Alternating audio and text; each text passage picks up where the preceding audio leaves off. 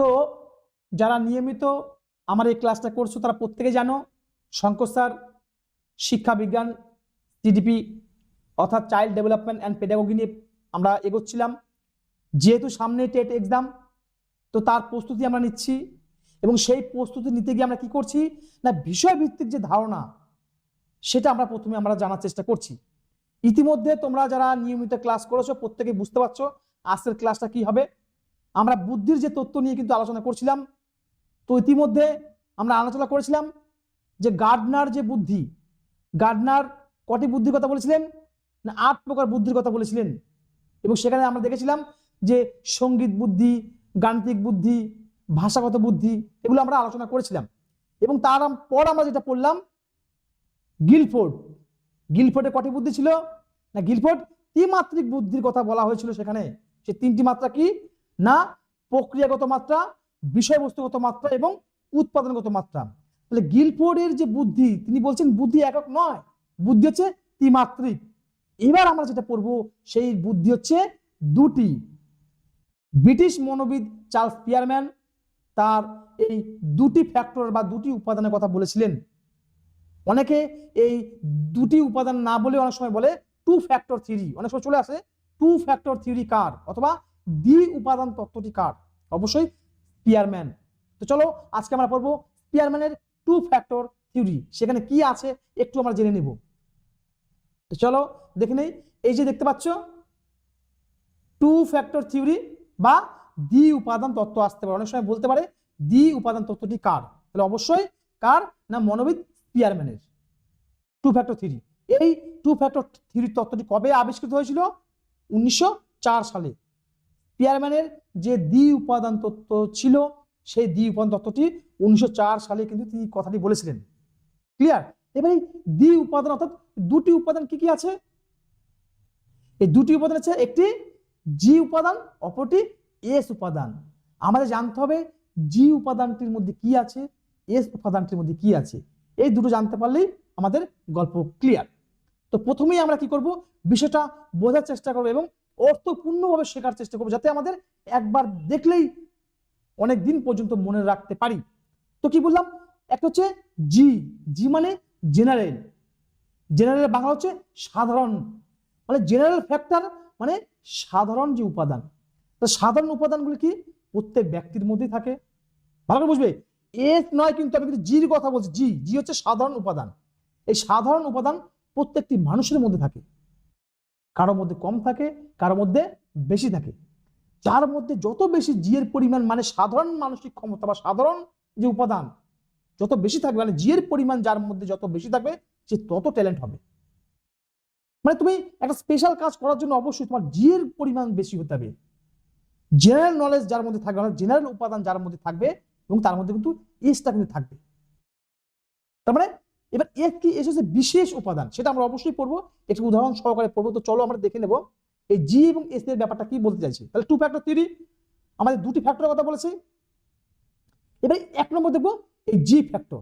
এটি হচ্ছে বললাম সকলের জন্য সাধারণ উপাদান বা সার্বিক, দেখতে পাচ্ছ সকলের জন্য, এবং প্রত্যেকটি কাজ করার জন্য কিন্তু আমাদের এই সাধারণ উপাদান অবশ্যই প্রয়োজন। সাধারণ কাজগুলো করার জন্য কিন্তু সাধারণ চিন্তা ভাবনার প্রয়োজন এবং বিশেষ বিশেষ কাজ করার জন্য কিন্তু বিশেষ চিন্তা ভাবনার প্রয়োজন। তাহলে এখানে কি বলছে যে এখানে যুক্তি করা, সমস্যা সমাধান এবং কোনো কিছু মনে রাখার পিছনে আমাদের কি জি উপাদানটি কাজ করে। এই যে আমরা বললাম টু ফ্যাক্টর থিওরিটা অর্থাৎ দ্বি উপাদান তত্ত্বটি কার, আমরা মনে করলাম এটা তো চার্লস স্পিয়ারম্যান। এই দ্বি উপাদান অর্থাৎ টু ফ্যাক্টর, এই দুটো উপাদানগুলো কি কি আছে, যখনই বলতে পারছি জি এবং এস, তার মানে এটা অবশ্যই মনের মধ্যে একটা স্মরণ ক্ষমতা চলে এসছে, জি এর কাজ করছে। ক্লিয়ার? একটু বুঝে বুঝে পড়ার চেষ্টা করো। তারপর কি বলছে, একজন ছাত্রের মধ্যে যত এই সাধারণ উপাদানটা যদি বেশি থাকে, সাধারণভাবে সব বিষয় কিন্তু ভালো থাকবে, যে কোনো বিষয়ে ভালো ফল করবে। কারণ কি তার মধ্যে যথেষ্ট পরিমাণে জি এর পরিমাণটা বেশি আছে, অর্থাৎ সাধারণ যে ক্ষমতাটা তার মধ্যে বেশি। উদাহরণ কি বলছে, যেমন বলছে রাহুল গণিত, বিজ্ঞান, ইতিহাস ও সব বিষয়ে ভালো নম্বর পায়, কারণ তার জি এর পরিমাণটা বেশি। তো চলো আরো ব্যাখ্যা করে আমরা পড়ার চেষ্টা করব। এই জি উপাদানটা আমাদের হলো, এটা হচ্ছে টু ফ্যাক্টর থিওরির যে এস উপাদানটা কি বলছে, এস মানে স্পেশাল, বিশেষ। এটি হলো বিশেষ বুদ্ধি। কোনো বিষয়ে বিশেষ দক্ষতা। দেখবে অনেক সময় বলি যে সীমা ইংলিশে দারুণ ভালো, অঙ্কে ভালো এবং ভালো গানও গায়, তার মানে কি ভাবো তার মধ্যে জিতু আছে, সঙ্গে সঙ্গে স্পেশাল এসটাও তার মধ্যে যথেষ্ট পরিমাণে বেশি, সেটা আমরা পরে যাব। এবং এস কিন্তু ব্যক্তি সকলের ক্ষেত্রে যে এস পাবে এমন নয়, এস কিন্তু ব্যক্তি ভেদে বিভিন্ন, কিন্তু অবশ্যই তাই বলছে প্রত্যেক ব্যক্তির বিষয়ে কিন্তু আলাদা আলাদা এস ফ্যাক্টর থাকে। যে কোনো কাজ কমপ্লিট করার জন্য সে কিন্তু এস ক্ষমতাটা নেওয়ার পরেই কাজটি কমপ্লিট করে থাকে। তো জি এর পরিমাণ কিন্তু সকলের মধ্যে থাকবে, এস এর পরিমাণ কিন্তু সকলের মধ্যে নাও থাকতে পারে। আবার বলছি, জি সবার মধ্যে আছে, কারোর মধ্যে কম কারোর মধ্যে বেশি, কিন্তু এস কিন্তু প্রত্যেকের মধ্যে থাকে না। এবং যার মধ্যে এস থাকবে মনে রাখবে জি অবশ্যই কমন, কমন কিন্তু এস মানে তার মানে সে জি তো আছেই, জি আছে বলে তার মধ্যে কিন্তু এস এসছে। তাহলে জি সবার মধ্যে থাকে, এস সবার মধ্যে কিন্তু থাকে না, মনে রাখবে।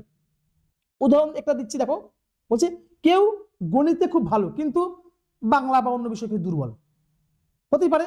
আর হচ্ছে কেউ খুব ভালো গান বা ছবি আঁকে কিন্তু পড়াশোনায় মিডল মাঝারি, তাহলে কিন্তু আমরা এর কিন্তু এস মানে একটাতে খুব ভালো একটাতে একটু দুর্বল, এটা কিন্তু এস ফ্যাক্টরের মধ্যে আমরা কিন্তু পড়ছি। তো চলো আর একটু উদাহরণ সহকারে একটু পড়ার চেষ্টা করবো। স্পিয়ারম্যানের এই যে টু ফ্যাক্টর থিওরির মূল বক্তব্যটা কি বলতে চাইছে একটু দেখবো। প্রত্যেক ব্যক্তি কি করছে না এই বুদ্ধিভিত্তিক কাজ, অর্থাৎ এই জি এবং এস ফ্যাক্টর, অর্থাৎ কি কোনো কাজ করতে গেলে জি এবং নির্দিষ্ট ক্ষমতা বা নির্দিষ্ট এই যে দক্ষতার এস দুটোই লাগে। কোনো কাজ করতে গেলে সাধারণ যে ক্ষমতা সঙ্গে বিশেষ ক্ষমতার সঙ্গে অ্যাডজাস্ট করে কাজটি করার পরেই কিন্তু কমপ্লিট করতে পারবে। একটা সমস্যা সমাধান করতে গেলে সাধারণ উপাদান থেকে কিছু সাধারণ মানসিক ক্ষমতা, এবং সেই কাজটি যখন আমি ধরো কথা কথা একটা অঙ্ক করতে যাচ্ছি, অঙ্কটা করছি সমস্যা সমাধান আছে এবং অঙ্কটা আমি জানি করেছি অনেকবার, কিন্তু অঙ্কটা কোন ফর্মুলায় করবো, কোন সূত্র প্রয়োগ করবো, এই যে বিশেষ সূত্র প্রয়োগ করে অঙ্কটা কমপ্লিট করবো, সেটাই কিন্তু হচ্ছে স্পেশাল, সেটা কিন্তু এস। মানে একটা বিশেষ কাজের জন্য যে বুদ্ধিটা প্রয়োজন সেটা হচ্ছে এস আমরা বলবো, সেটা আমরা অবশ্যই যাব। তো দেখো এখানে এই যে হচ্ছে অঙ্কের একটা সমাধান, বেশ যেটা বলছিলাম সেটাই এখানে দিয়ে দেওয়া হয়েছে। অঙ্কের একটা সমাধান করছি, বলছে যুক্তি, অবশ্যই লজিক যুক্তি। এই যুক্তিটা কিন্তু আমরা পেয়েছি কোথায়, ওই ফার্স্ট টার্মে কিন্তু আর এ পেয়েছি, রিজনিং বা যুক্তির যে ক্ষমতা, প্রাইমারি মেন্টাল এবিলিটি মনে পড়ছে ফার্স্ট টার্মের প্রাথমিক মানসিক ক্ষমতাতে। ওই যে বলেছিলাম যে ডাব্লিউ মানে ওয়ার্ড, ভি মানে ভাষা, পি মানে প্রত্যক্ষণ, ক্লিয়ার। সেখানে আর মানে লজিক যুক্তি, যুক্তি মানেই গণিত, যুক্তি মানেই সমস্যা সমাধান, ক্লিয়ার। তো দেখো এখানে বলছে গণিতের যে যুক্তি বোঝার জন্য কি যে না এটা এইভাবে করতে হবে, এটার জন্য আমরা জি নিয়ে নিলাম, মানে জি উপাদান অর্থাৎ সাধারণ যে ক্ষমতাটা আছে বলেই কিন্তু সে যুক্তি দেখাতে পারছে যে এটা এইভাবে নিলাম এটা এইভাবে করবো। এবার এই বিষয়টা আমি বেশ স্পেশাল যখন সূত্র জানবো, গণিতের সূত্র জানার যে দক্ষতা সেটা হচ্ছে এস। ঠিক তেমনি এই যে ফ্যাক্টর অ্যানালাইসিস পদ্ধতির যে ব্যবহার, কিভাবে আমরা এটাকে ব্যবহার করছি, বলছে এই যে স্পিয়ারম্যান কি বলছে, চার্লস মনোবিদ স্পিয়ারম্যান, যে সহ সম্পর্ক বা কোরিলেশন ও ফ্যাক্টর অ্যানালাইসিসের মাধ্যমে তার তত্ত্বটি প্রতিষ্ঠা করেন। কি কোরিলেশন বা ফ্যাক্টর অ্যানালাইসিসের মধ্য দিয়ে তার এই তত্ত্বটি প্রতিষ্ঠাতা করেন, এবং এটি বুদ্ধির ক্ষেত্রে দারুণ একটা বৈজ্ঞানিক ভিত নিয়ে এসছে, অর্থাৎ বৈজ্ঞানিক ভিত্তি প্রদান করেছিলেন বুদ্ধির ক্ষেত্রে, ক্লিয়ার। তো চলো এবার এই যে বুদ্ধির ক্ষেত্রে শিক্ষার্থীদের কি এই তত্ত্বটি কি বৈশিষ্ট্য আমরা একটু দেখে নিই। দেখো জি এবং এসটা তোমরা যদি বুঝতে পারো তাহলে এখান থেকে সহজেই উত্তর দেবে। খুব সোজা একটা থিওরি, স্পিয়ারম্যানের খুব সোজা একটা থিওরি। এক নম্বর দেখো এখানে কি বলছে, বুদ্ধি একক নয় দুটি উপাদান, অবশ্যই বলছি একক নয় দুটি উপাদান কি আছে, একটি সাধারণ উপাদান একটি বিশেষ উপাদান, আমরা আলোচনা করেছিলাম। তাহলে জি ফ্যাক্টর দেখো 2 নম্বর বলছে এই জি ফ্যাক্টর অবশ্যই সবার মধ্যে থাকে কিন্তু মাত্রা বিভিন্ন, ওই যে বলছি কারোর মধ্যে কম থাকবে এবং কারোর মধ্যে বেশি থাকবে, ক্লিয়ার। তো চলো 3 নম্বর বৈশিষ্ট্য কি বলছে, এস ফ্যাক্টর হচ্ছে বিষয়ভিত্তিক ও পরিবর্তনশীল। অবশ্যই আমরা যখন কোনো একটা কমপ্লিট সমাধান করব এবং সেই সমাধান করার জন্য আমরা কিন্তু পরিবর্তনশীল কোন বুদ্ধিটা কাজে লাগাতে যাবে, সব বুদ্ধিটা প্রয়োগ করবো না। একটা বুদ্ধি প্রয়োগ করার পরে সেই বুদ্ধিটা হয়তো হচ্ছে না, আমরা আরেকটা বুদ্ধি প্রয়োগ করবো সেই কাজটা কমপ্লিট করার জন্য, ক্লিয়ার। তাহলে হচ্ছে পরিবর্তনশীল অবশ্যই। 4 নম্বর বলছে এই ফ্যাক্টর অ্যানালাইসিস অর্থাৎ বিশ্লেষণ পদ্ধতির মাধ্যমে তত্ত্বটি প্রমাণ করে। অবশ্যই কোনো একটা বিষয়ে তুমি সমস্যা সমাধান করতে যাচ্ছ, সেই সমস্যা সমাধান করতে হলে অবশ্যই সেই তত্ত্বটি সম্পর্কে তোমাকে নলেজ থাকতে হবে, নলেজ থাকার পরে সেটা অবশ্যই একটা অ্যানালাইসিস করতে হবে, সেটা বিশ্লেষণ করতে হবে, বিশ্লেষণ করার পরে তারপর সেটা কমপ্লিট করে একটা সমাধানে আসতে হবে, তারপর একটা সিদ্ধান্তে আসবে, সেটাই বলতে চেয়েছে। 5 নম্বর বৈশিষ্ট্য কি বলছে, এস ফ্যাক্টর হচ্ছে নির্দিষ্ট, অবশ্যই সকলের মধ্যে কিন্তু এক্স নয়, নির্দিষ্ট ব্যক্তিভেদে এস কিন্তু হয় এবং এটাও ভিন্ন। ক্লিয়ার? বলছে এই যে এস এস ফ্যাক্টর কিন্তু সব কাজের জন্য হয় না, যাবে নির্দিষ্ট কাজে। আমরা সব কাজের জন্য কোনটা ব্যবহার করব, সমস্ত কাজের জন্য বেশিরভাগ ক্ষেত্রে জি ব্যবহার করব, কিন্তু এস সব কাজে নয়, নির্দিষ্ট কোনো স্পেশাল কাজের জন্য কিন্তু এস ব্যবহার করব। ক্লিয়ার? চলো 7 নম্বর বৈশিষ্ট্য কি বলছে, প্রতিটি বিষয়ে আলাদা আলাদা এস থাকতে পারে, অবশ্যই থাকতে পারে। একটা মানুষের মধ্যে অনেকগুলো এস থাকতে পারে, যেমন অঙ্কে ওই যে বললাম, সে অঙ্কে ভালো, ইংলিশে ভালো, প্রত্যেকটা বিষয় ভালো, গানও ভালো জানে, নাচ ভালো জানে, মানে ওর মধ্যে অনেকগুলো বিশেষ মানসিক ক্ষমতা রয়েছে। মানে একটা ব্যক্তির মধ্যে অনেকগুলো বিষয় নলেজ আছে বলেই তাকে এস অনেকগুলো থাকতে পারে। তাহলে তার মধ্যে অবশ্যই কিন্তু জি আছে বলে কিন্তু এস থাকছে বেশি। জিটা অজস্র, অবশ্যই অনেকগুলো, অনেক জি আছে তার মধ্যে, প্রচুর পরিমাণে জি আছে বলেই তার মধ্যে কিন্তু এসটাকে সেভাবে কাজে লাগানোর চেষ্টা করছে সে। তাহলে জি এর পরিমাণটা বেশি হলেই কিন্তু সে তত এসটাকে কাজে লাগাতে পারবে, আর জি এর পরিমাণ কম হলে কিন্তু সে সাধারণ মানসিক ক্ষমতা নিয়ে থাকবে, তার মধ্যে স্পেশালটা খুব একটা আসবে না, পারবে না, সে সাধারণ কাজগুলি করতে পারবে, বিশেষ কাজ সে পারবে না। ক্লিয়ার? তো চলো এবার কি বলছে, এটা তো পড়েছি যে প্রত্যেকটি বিষয়ে অবশ্যই আলাদা আলাদা এস ফ্যাক্টর থাকে, এবং যে বলছে গণিত, একটা উদাহরণ দিয়েছে, কি বলছে, গণিতের জন্য আলাদা এস এবং সঙ্গীতের জন্য আলাদা এস। অবশ্যই গণিতের জন্য সে আলাদা এস ব্যবহার করছে এবং সঙ্গীতের জন্য আলাদা এস, মানে গণিতটাও স্পেশাল, সঙ্গীতটাও স্পেশাল, দুটো আলাদা আলাদা এস দিচ্ছে। তো মনে রাখবে এস দিলেও কিন্তু জি কিন্তু তার মধ্যে আছে বলে সে এস দিচ্ছে। ক্লিয়ার? ঠিক তেমনি এখানে আমরা বলতে পারি, আমরা যেটা একবারে পড়বো, যে কন্যা সন্তান এবং পুত্র সন্তান, যেটা আমরা পড়েছিলাম বংশগতি, আমরা জানি যে এক্স ওয়াই কার মধ্যে থাকে, পুরুষের মধ্যে এক্স ওয়াই থাকে এবং নারীর ক্ষেত্রে কি থাকে, শুধু এক্স থাকে। তাহলে কি করে, নারীর মধ্যে শুধু এক্স থাকছে কিন্তু পুরুষের মধ্যে এক্স ওয়াই দুটো থাকছে বলেই কিন্তু যখন এক্স এর সঙ্গে মিলছে তখন কি হচ্ছে, কন্যা সন্তান, এক্স যখন ওয়াই এর সঙ্গে মিলছে তখন পুত্র সন্তান, যেটা পড়েছিলাম। তাহলে আমরা কি জানলাম, যে এসটা কিন্তু বিভিন্ন ভাবে ব্যবহার করবো, বিভিন্ন জায়গায় কিন্তু ব্যবহার করবো আমরা এসটা। ক্লিয়ার? তো 8 নাম্বার দেখবো কি আছে, ব্যক্তিভেদে পার্থক্য, এটা বলার অপেক্ষা রাখে না।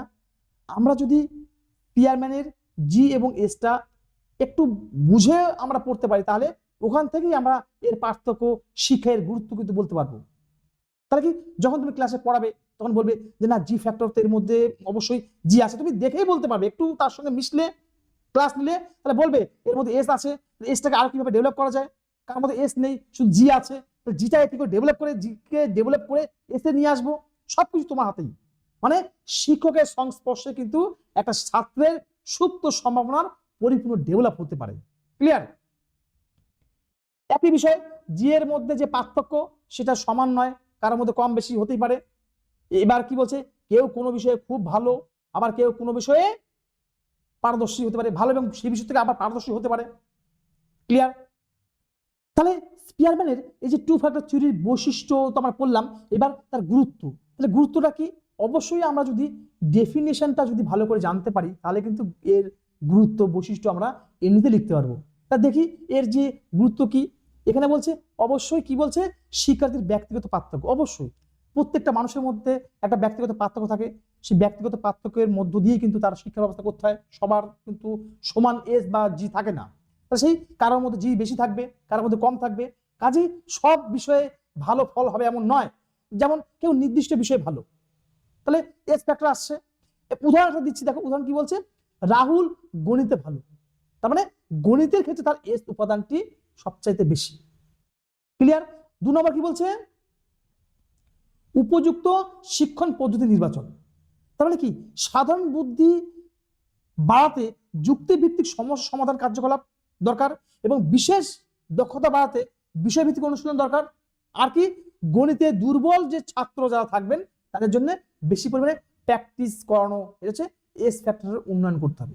এখানে যেটা বলছে যে টিচার যখন পড়াবেন, যা পদ্ধতি নির্বাচন করবেন, সেই পদ্ধতির মধ্যে দিয়ে এমনভাবে তিনি পড়াবেন যাতে তার মধ্যে জি এর মাত্রা বাড়ে এবং সঙ্গে সঙ্গে এস এর দিকে যেন পৌঁছতে পারে, সে জি তো তার মধ্যে আছে, জি থেকে তার মধ্যে যাতে আস্তে আস্তে সে এস এ পৌঁছতে পারে তার ব্যবস্থা কিন্তু টিচার করবেন, এবং সেইভাবে কিন্তু তার পথ তিনি এগিয়ে নিয়ে যাবেন। এবং তিনি যদি যখন পড়াচ্ছেন তিনি চেষ্টা করবেন ছাত্রদের মধ্যে কি করবেন না, প্ল্যান ভাবে পড়াবেন, আগে রাত্রে ঠিক করে নেবেন কোন বিষয়ে পড়াবেন, কিভাবে পড়াবেন, তার একটা প্ল্যানিং থাকবে, তার একটা পরিকল্পনা থাকবে, সেই পরিকল্পনা মাফিক একটা টিএলএম নিয়ে আসবেন। সেই টিএলএম দিয়ে যখন তিনি পড়াবেন তখন কিন্তু স্টুডেন্টদের মধ্যে কিন্তু একটা ইন্দ্রিয়গ্রাহ্য একটা অর্থপূর্ণ শিখন তার মধ্যে নেবে এবং রিমিডিয়ালটা আস্তে আস্তে কমে আসবে। কিন্তু দেখবে অনেক স্টুডেন্ট থাকে, অনেক পিছিয়ে পড়া স্টুডেন্ট যারা সাধারণের সঙ্গে তারা পারে না। সাধারণদের যেমন একবার দুবার বললে তারা হয়তো বুঝতে পারে, আর যারা দুর্বল স্টুডেন্ট থাকে তারা কিন্তু সহজে বারবার বললে বুঝতে পারে না। তো তাদেরকে আলাদা করে নেওয়াটাই বুদ্ধিমানের আমার মনে হয়। তাহলে দুর্বল শিক্ষার্থীদের আলাদাভাবে শিক্ষা দেওয়া হয় কিন্তু রিমিডিয়াল টিচিং, মানে দুর্বল শিক্ষার্থীদের জন্যই। মনে রাখবে এই রিমিডিয়াল টিচিং কিন্তু অবশ্যই বেশি সময় দেওয়া যাবে না, কারণ এমনিতে আরো দুর্বল, তারা বেশি পড়ে কিন্তু মনে রাখতে পারে না। তাদেরকে সেভাবেই পড়াতে হবে, সুন্দর একটা টিএলএম দিয়ে একদম গল্পের মধ্য দিয়ে যদি পড়াতে পারি তাহলে কিন্তু তাদেরকে আবার আমরা সাধারণের সঙ্গে এনে পড়াতে পারি। তো এটা অবশ্যই দুর্বল শিক্ষার্থীদের তাহলে কি করবো, আমরা বেশি বেশি প্র্যাকটিস করার একটা সময় দেবো, যাতে সুযোগ দেবো এবং তাদেরকে সেভাবে আমি তৈরি করবো। ক্লিয়ার? তো চলো, আর কি মেধা নির্ণয় ও মূল্যায়ন সহায়ক। অবশ্যই যে পরীক্ষা হবে সেই পরীক্ষার ভিত্তিতে কিন্তু এই তত্ত্বটি কথা বলেছেন, টেস্ট বা বুদ্ধিমত্তা পরীক্ষা।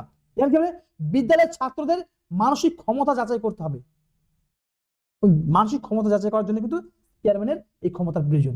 আর কি পাঠ্যক্রম যে সহায়ক শিক্ষা পরিকল্পনা, ওই যে বললাম পাঠ্যক্রমে যে সমস্ত যারা দুর্বল ছাত্র থাকবে তাদেরকে অবশ্যই তাদের সঙ্গে শিক্ষা দিলে কোনো কাজ হবে না। তো সেজন্য সেই সমস্ত ছাত্রদের আলাদাভাবে ক্লাসের একটা ব্যবস্থা করতে হবে, যতদিন পর্যন্ত তারা সাধারণের সঙ্গে যেতে না পারে। ক্লাস করার পরে এবার দেখলেন না এবার মোটামুটি পারছে, ধরো কোনো স্টুডেন্ট ক্লাস 6-এ পড়ছে, সে এত বানামই জানে না, সে তো রিডিং পড়তেই পারছে না, আর অন্যান্য ছাত্ররা রিডিং পড়ছে, তাহলে ওকে থেকে হাসবে এবং তাকে যদি আমি যতই আমি পড়া দিই না কেন, এই আজকে এটা পড়া আছে কালকে ওটা পড়া, ও কিন্তু কোনো মতেই পড়তে পারবে না। পড়ানোর জন্য তাকে কি করবো, প্রথমে আমি তাকে আলাদা ক্লাসের ব্যবস্থা করবো। এমন ছাত্র যদি থাকে যারা বানান করে পড়তে পারছে না, দেখে দেখে পড়তে পারছে না, তাদেরকে আমি আবার পুনরায় আবার সে বানান শেখানোর চেষ্টা করবো। যখন দেখবো সে এবার বানান করে পড়তে পারছে তখন কিন্তু ওদেরকে আমি আবার সাধারণ সঙ্গে আবার শিক্ষা দেওয়ার ব্যবস্থা করবো, তবেই কিন্তু শিক্ষা কার্যকরী হয়। এবং রিমিডিয়ালের জন্য সব থেকে গুরুত্বপূর্ণ আমার মনে হয় ছাত্ররা কখন কি পড়ছে সেটা নোট করা। বাবা আজকে এটা তোমার পড়া দিলাম, কালকে এটা ধরবো এবং গিয়ে পরের দিন ক্লাসে গিয়ে তাকে ধরবো পড়াটা। ওর নাম কি, নাম লিখে আমার ডায়েরি থাকবে, ওকে জিজ্ঞেস করলাম কিন্তু এই পড়াটা বলতে পারিনি, লিখে রাখলাম, বাবা তুই এটা কিন্তু বলতে পারিস নি, নেক্সট দিন কিন্তু তোকে আবার ধরবো, আমার পরের দিন আবার ধরো, আবার লেখো, কতটা ডেভেলপ হচ্ছে আস্তে আস্তে তুমি বুঝতে পারছো, এই বুঝেই কিন্তু তুমি তার শিক্ষার ব্যবস্থা করবে। ক্লিয়ার? তারপর যারা ট্যালেন্টেড থাকে তাদের তো অবশ্যই এজটা বেশি থাকবেই এবং তাদের ভবিষ্যৎ কি হবে আরো বেশি উজ্জ্বল হবে এবং তাদেরকে সেই বিষয়ে উৎসাহ দিতে হবে এবং ভবিষ্যতে যাতে বিশেষজ্ঞ হতে পারে। দেখবে যারা ইঞ্জিনিয়ার, বিভিন্ন রকম বিশেষজ্ঞ, সায়েন্টিস্ট, হ্যাঁ সায়েন্সের যারা পড়ছে এবং যারা বিশেষজ্ঞ বিজ্ঞানী, তারা কিন্তু এজ ফ্যাক্টর তাদের মধ্যে যথেষ্ট বেশি পরিমাণে আছে। ক্লিয়ার? উদাহরণ দিয়ে কি বলছে, সঙ্গীতে যে দক্ষ আছে, সঙ্গীতে যে দক্ষ তাই কি করতে হবে, সঙ্গীত প্রতিযোগিতায় অংশগ্রহণ করতে হবে। তাকে যদি বলে তুই ইতিহাস নিয়ে পড়, ভূগোল নিয়ে পড়, তোরই সে পারবে, সে পড়বে ঠিক কিন্তু তার কোনো লাভ হবে না। কাজেই টিচার কি করবেন, তার গার্জেন যিনি পিতামাতা আছে তাদের সঙ্গে আলোচনা করবেন যে আপনার ছেলে বা আপনার মেয়ে এই বিষয়টা পড়লে খুব ভালো হয়, ওর এইটা নিয়েও পড়ুক। হয়তো বাড়িতে গার্জেন বলে না না আমার মেয়ে ওই কখনোই দেবো না, ওই নাচ গানে দেবো না, কিন্তু অন্য বিষয় সে কিন্তু ডেভেলপ হতে পারবে না। সেজন্যই শিক্ষক বুঝতে পারেন তার কোন ফ্যাক্টরে সে আছে, সেটা আমরা কার কাছে জানবো, স্পিয়ারম্যানের 2 ফ্যাক্টর থিওরি সম্পর্কে যদি আমাদের ভালোভাবে নলেজ থাকে তবেই কিন্তু আমরা সঠিক পথ বেছে দিতে পারবো আমাদের ছাত্রদের। তো চলো দেখে নেই পরের স্টেজে কি আছে। তো এবার যে কোশ্চেনটা আসছে খুবই ইম্পর্টেন্ট, আমরা বারংবার দেখি পরীক্ষাতে আসে, টেট পরীক্ষা এই স্পিয়ারম্যান থেকে যদি আসে এই টেট্রাড সমীকরণটা কিন্তু খুবই ইম্পর্টেন্ট। টেট্রাড সমীকরণ বা টেট্রাড ইকুয়েশন খুবই ইম্পর্টেন্ট। এখানে কি বলতে চাইছে, চার্লস, ব্রিটিশ মনোবিদ চার্লস প্যারেন্ট বলছেন বুদ্ধির গঠনটা প্রমাণ করার জন্য যে গাণিতিক সূত্র তিনি ব্যবহার করেছিলেন, আবারও একবার বলছি, বুদ্ধির গঠন প্রমাণ করার জন্য তিনি যে গাণিতিক সূত্র ব্যবহার করেছিলেন তাকে টেট্রাড সমীকরণ বলা হয়। কি বলছে মনোবিদ চার্লস স্পিয়ারম্যান, একটু দেখে নেব। বলছে বুদ্ধির গঠন প্রমাণ করার জন্য যে গাণিতিক সূত্র ব্যবহার করা হয় বা ব্যবহার করেছিলেন তিনি, সেটাকে আমরা বলবো টেট্রাড সমীকরণ। তোমরা মনে রাখবে, অনেক সময় বলবে মনোবিদ চার্লস স্পিয়ারম্যান তার বুদ্ধির ক্ষেত্রে কোন বিষয়ের কথা তিনি বলেছিলেন, ইতিহাস, ভূগোল, ম্যাথ, তখন অবশ্যই এই গণিত বা ম্যাথের কথা কিন্তু বলবে। মনোবিদ স্পিয়ারম্যান কিন্তু গণিত বিষয় নিয়ে কিন্তু তিনি গুরুত্ব দিয়েছিলেন এবং স্পিয়ারম্যান বললে যদি বিষয় থাকে অবশ্যই গণিত সূত্র তিনি ব্যবহার করেছিলেন বলেই কিন্তু এই টেট্রাড সমীকরণটি এসছে। ক্লিয়ার? তো আজকে আমরা মোটামুটি বুঝতে পারলাম যে ব্রিটিশ মনোবিদ চার্লস স্পিয়ারম্যান তার যে ফ্যাক্টর থিওরি আছে সেই ফ্যাক্টর যে 2 ফ্যাক্টর থিওরি, একটি সাধারণ মানসিক ক্ষমতা বা জি, অপরটি বিশেষ মানসিক ক্ষমতা বা এস। এস হচ্ছে স্পেশাল। তাহলে সাধারণ মানসিক ক্ষমতা সকলের মধ্যে আছে, কারোর মধ্যে বেশি কারোর মধ্যে কম। যার মধ্যে বেশি আছে সে জীবনে তত তাড়াতাড়ি সফলতা অর্জন করতে পারবে। আর বিশেষ উপাদান জিও তো অবশ্যই আছে, এবং একটা ব্যক্তির মধ্যে কি অনেকগুলো এস থাকতে পারে? কি মনে হয়? অবশ্যই একজন ব্যক্তির মধ্যে অনেকগুলো এস থাকতে পারে। যেমন একজন ব্যক্তি অঙ্কে ভালো, ইংলিশে ভালো, সঙ্গীতে ভালো। ক্লিয়ার? এই হচ্ছে বিষয়। তাহলে আমরা জিটা যদি বুঝতে পারি, এসটা যদি বুঝতে পারি, এখান থেকে আমাদের বিষয়টা খুব খুব কম সময়ে আমরা কিন্তু অ্যান্সার দিয়ে আসতে পারবো। এবং সঙ্গে তোমরা পড়বা এই যে স্পিয়ারম্যান তিনি গণিত বিষয়ে কিন্তু যে সূত্র তিনি ব্যবহার করেছিলেন সেটা কিন্তু টেডলার সমীকরণ। ব্যাস এখানেই গল্প শেষ। তো খুব ভালো থেকো, দেখা হবে নেক্সট ক্লাসে।